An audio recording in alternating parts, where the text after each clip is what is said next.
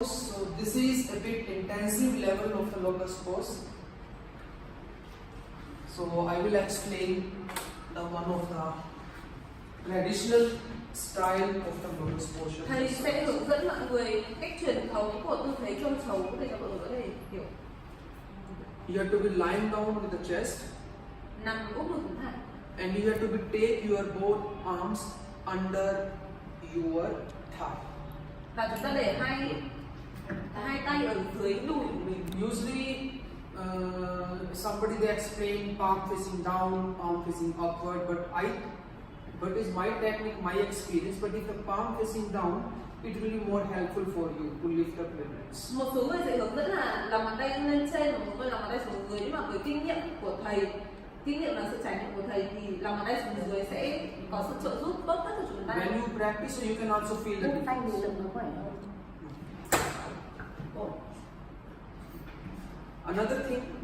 Another thing, you can also make the fist also. Make the fist also, open the palm also. When you practice, so when you make the fist, it will be give you the more support. When you practice, you can feel the difference. Và khi mà chúng ta nắm tay thì sẽ được cái sự trợ giúp nhiều hơn, chúng ta sẽ biết khi mà chúng ta luyện tập, chúng ta sẽ biết sự khác nhau. Another very important thing when you come in this position, you do one thing: curl your toes inside. Yes. Good. Yeah. First you come in this position. After that you lean your shoulder a bit front. Yes, here. Đưa cái vai của người về You have to lean your shoulder front so that your shoulder is not be sinking. That's why a little bit leaning your shoulder front. Lý do đưa vai về trước như thế sẽ tránh cho chúng ta cái tình trạng chúng ta bị so vai ra, co vai ra. These are very important things need to be known.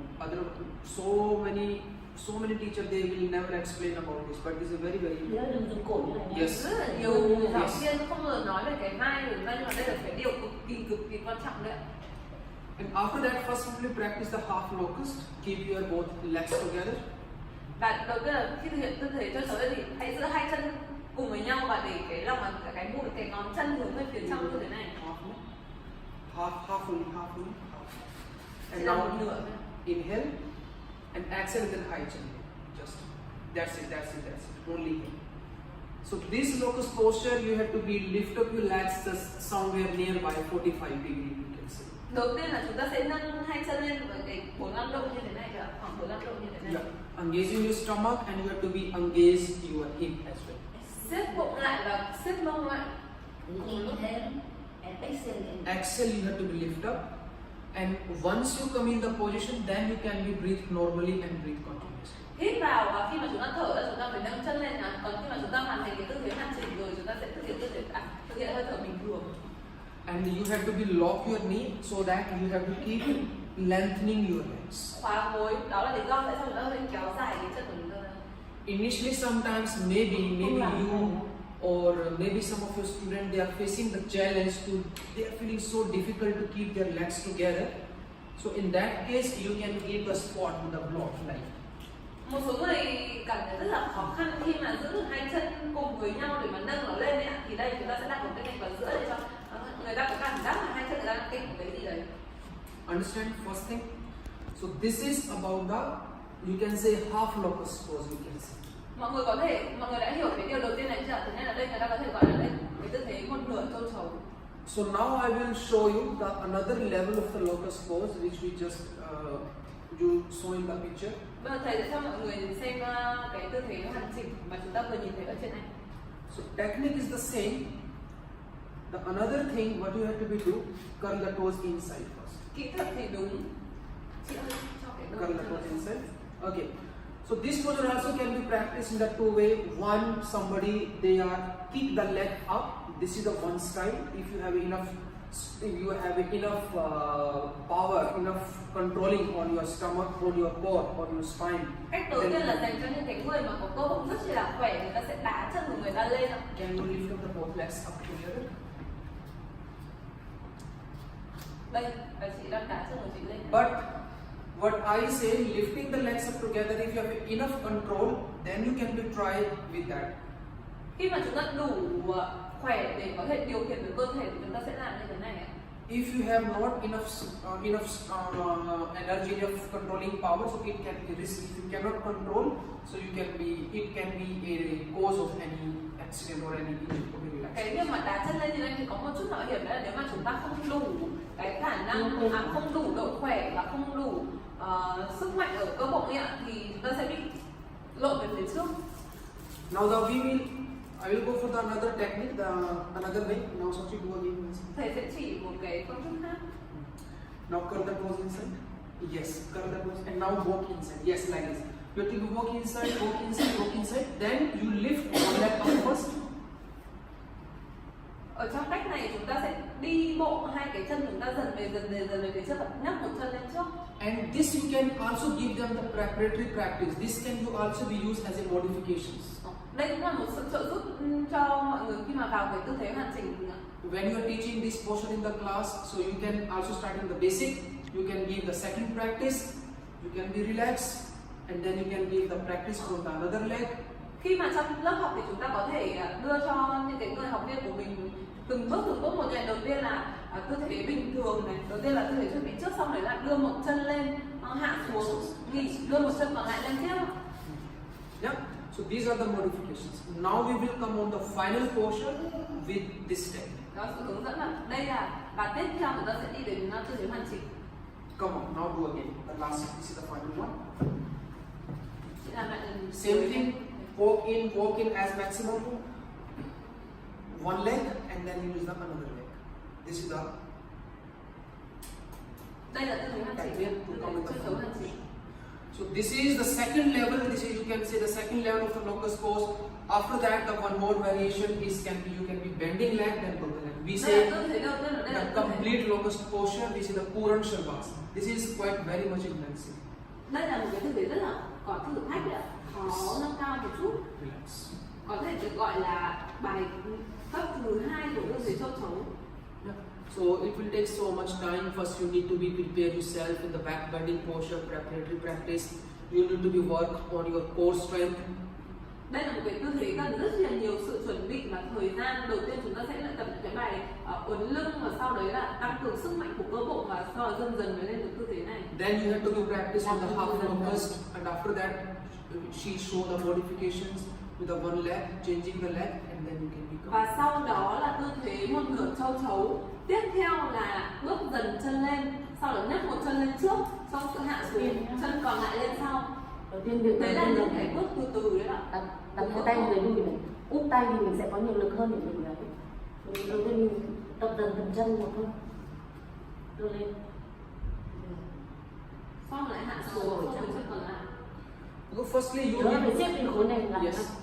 Because initially you need to have experience that how you have to be lift the spine, how you have to be lift the hip, how you have to be lift the leg. Once you have this experience, then it's easy to understand to this posture and it's easy to reach on this posture. Đầu tiên là chúng ta cần phải có những cái trải nghiệm đủ nhiều về cái việc nâng cái hông của mình lên, rồi nâng cái cột sống của mình lên, nâng chân của mình lên và giữ tư thế như thế nào, và sau đó dần dần chúng ta mới có thể lên được cái tư thế này. Yes, please. Avoid it. You cannot do the both legs like the complete pose. You can do the simple one. Nếu mà mình có vấn đề với cổ thì mình có thể làm tư thế đơn giản. Chỉ cái này.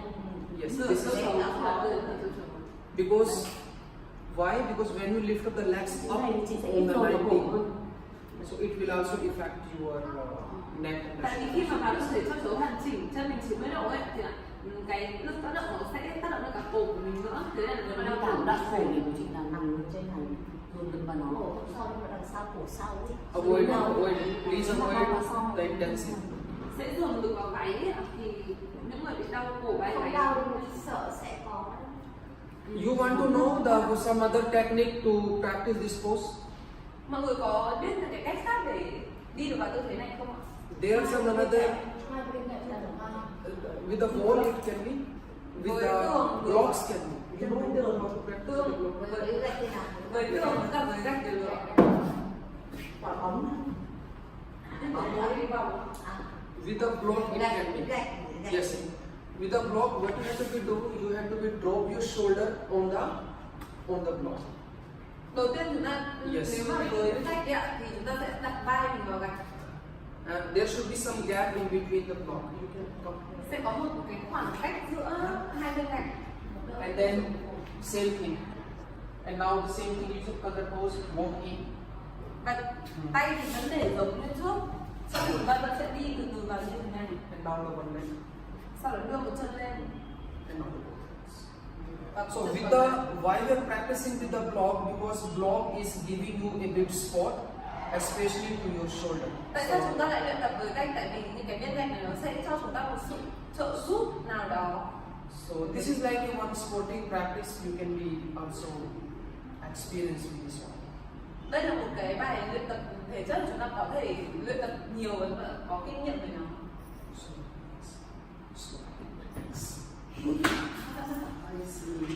Because when you practice this kind of pose, especially for the back, you need to be strong with your core. Because if you are not strong with the core, because you have to be control your spine also during this practice. Ở trong cơ thể này chúng ta phải thực sự có một cái cơ bụng khỏe để có thể điều khiển được cái cơ thể của mình.